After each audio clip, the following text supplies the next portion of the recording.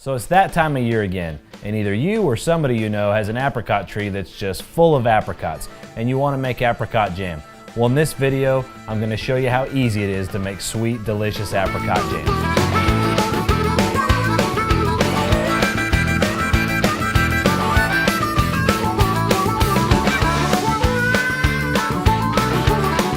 Before we begin processing our apricots, we're going to get our canning water boiling first because this can take a while.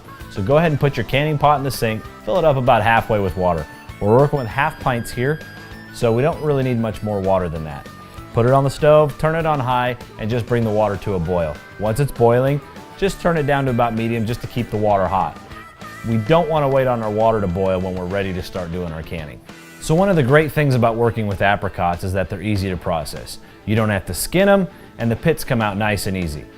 So the first thing we're going to do is take a paring knife, and we're going to split our apricots in half and pull the pits out. Now, if you like your jam less lumpy, you can take those halves and cut them into quarters or smaller if you like. I prefer to have bigger chunks of apricot in my jam, so I just leave them in halves. And just put those in a bowl. We're going to want about 8 cups of apricots for this recipe.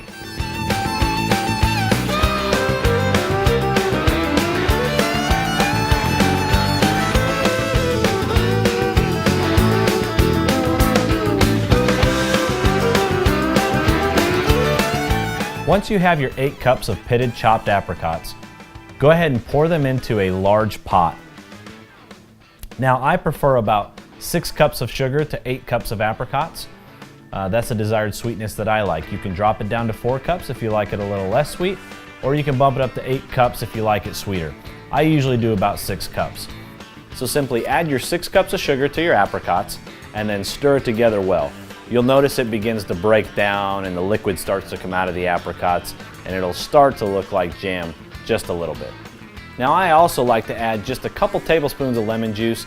I think it cuts through the sweetness just a little bit, and anytime you put lemon juice in fruits or vegetables when you're canning, you're always helping bring that acidity up, which is going to help reduce the risk of botulism and other bacteria that can get in the jars. Now once we have the peaches and the sugar all mixed up in the pot, we're going to go ahead and move it to the stove, turn it on medium-high heat, and start letting it reduce down into jam. Now it's going to take about 30 to 40 minutes for our jam to cook down. Some recipes you'll find online use pectin. I prefer not to use pectin for apricot jam because they're so easy to cook down without the pectin. What I find happens with pectin is that sometimes it'll thicken up too much and sometimes it won't thicken enough, and it's just too inconsistent for me.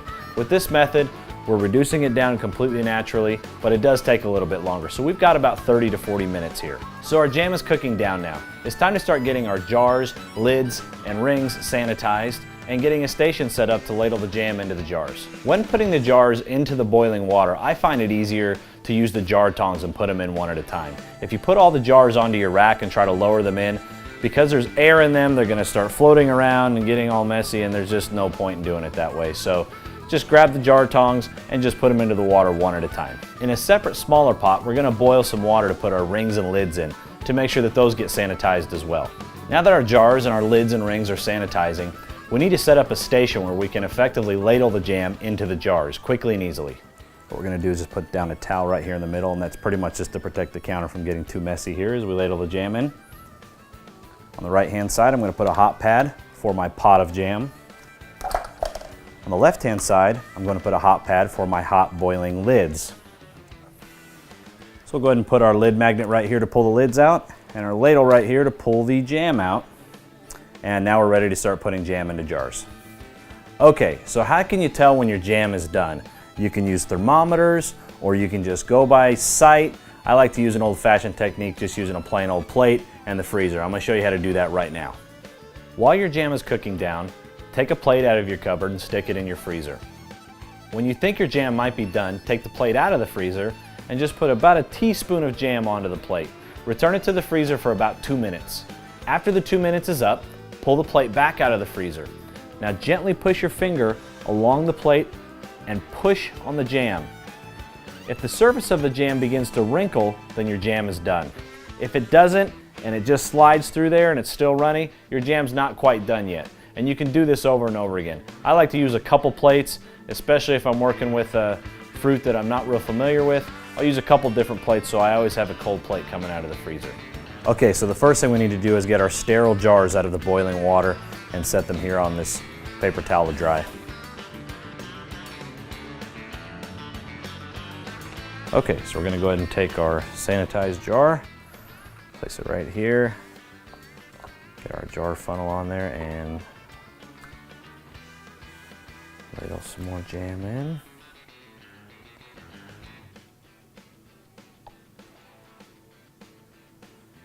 And we'll try to get that just at a 1/4 inch from the top. That looks good.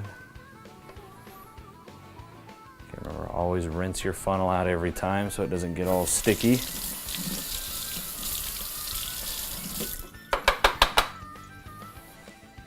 Okay, we'll use our lid magnet to pull out a seal and a ring. Dry them off just a little bit. Always make sure that the rim of your jar is clean real quick. That's good. The jar funnel really helps with that. So normally you don't have too much on there, but you always want to give it a quick wipe. All right, so we'll put our seal on here, put our ring.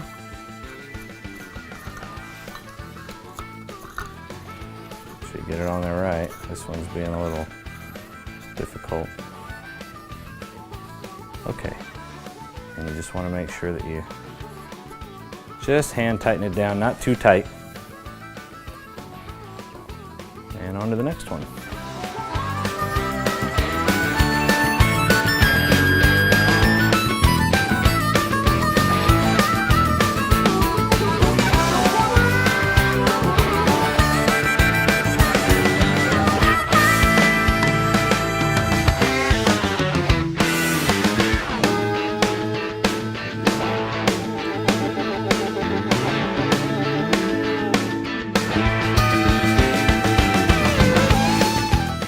There you have it. Okay, so we've got our jam in our jars now. We're just about finished. All we have left to do is to get them into the hot water bath and boil for about 20 minutes to finish up the process, and then we'll take them out and let them sit out overnight. So now we have the jars of jam returned back to the boiling water, and this is the final process. We're gonna boil them in the pot for about 20 minutes. This is gonna do a few different things. So the first thing that happens when we're boiling the jam in the canning pot is that the internal temperature of the jam increases so high that any bacteria that was in the jam on the skin of the apricots, etc., is completely killed. The second thing that happens to the jars inside the canning pot is that the air that's inside is going to expand, and some of that air will actually creep outside the jar. That's why it's important that you don't tighten those rings down too tight before you put them in the pot. The last thing that will happen to the jars is as soon as we take them out of the canning pot and we set them out, the air inside is going to cool, it's going to contract down, and it'll suck that seal onto the top of the jar, effectively canning our jam. Okay, so our jam is done cooking in the canning pot.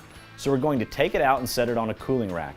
I prefer to put it on a cooling rack over setting it directly on the counter because, as you know, anytime glass goes from extreme temperatures, from hot to cold or from cold to hot, you risk breaking. So I like putting it on a cookie cooling rack so it's up off the counter and it can be accessed from all sides by the air and cool easily. So as the jars are cooling on the cooling rack, within 5 to 10 minutes you'll begin to hear a tink sound coming from the lids of the jars. What that is the air inside the jar condensing down and pressurizing and sucking that lid down tight onto the top of the jar. While I'm cleaning up the kitchen, I'll usually count the number of tinks coming from the jars. That way I know that all of the jars were pressurized properly. If you're not sure if all your jars pressurized properly, wait until the morning. Pull out a butter knife and tap the lid of the jar directly in the center. It should make a high-pitched tink sound, not a low hollow noise. If you get a low hollow noise, either you didn't put enough jam in the jar or you didn't pressurize properly. You can also tell by pushing your finger on the top of the lid. If it actually moves up and down, you definitely didn't get good pressure. Now that's not a big deal, your jam is not bad. What you want to do is take any that didn't pressurize properly and put it in your fridge and make sure you eat it within the next 2 weeks. So that's it for this video on making homemade apricot jam. I hope you learned how easy and fun it can be to make it. Now it's your turn. Happy canning.